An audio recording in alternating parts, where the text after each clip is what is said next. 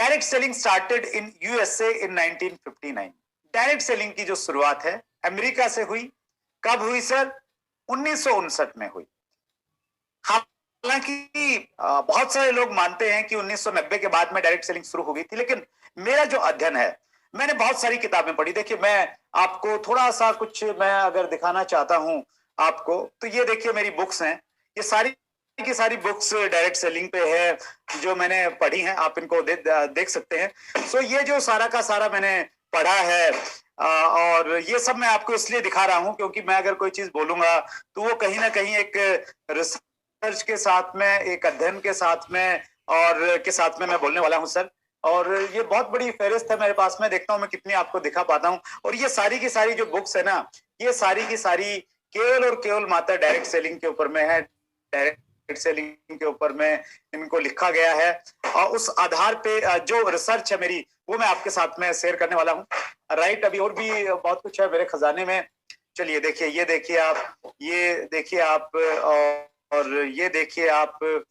Direct selling के अच्छे बुरे सारे के सारे पहलुओं को मैंने पढ़ने का और जानने का मैंने प्रयास किया है सर।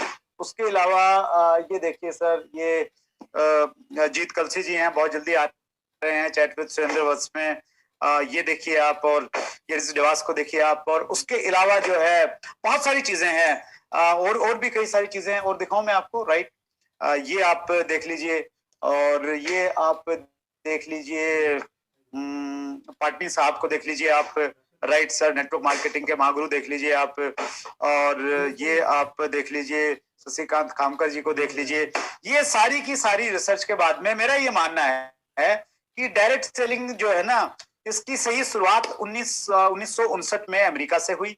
दो दोस्तों ने मिलके एक कंपनी बनाई, और वो कंपनी आज भी चल रही है। 1959 में जो कंपनी स्टार्ट हुई थी, उसी से मेरा मानना है कि सीरियस डायरेक्ट सेलिंग की शुरुआत हुई।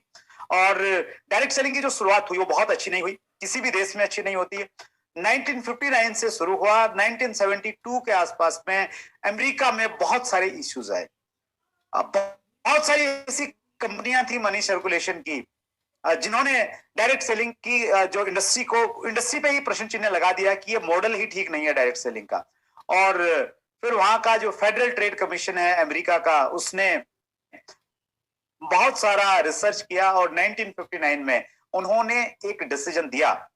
The federal trade commission issued a decision in 1979 in which it indicated that multi-level marketing was not illegal in the United States। क्योंकि 1972 के बाद में अमेरिका में डायरेक्ट सेलिंग को बंद कर दिया गया था, और 1979 के डिसीजन के बाद में वहां रीस्टार्ट हुआ डायरेक्ट सेलिंग।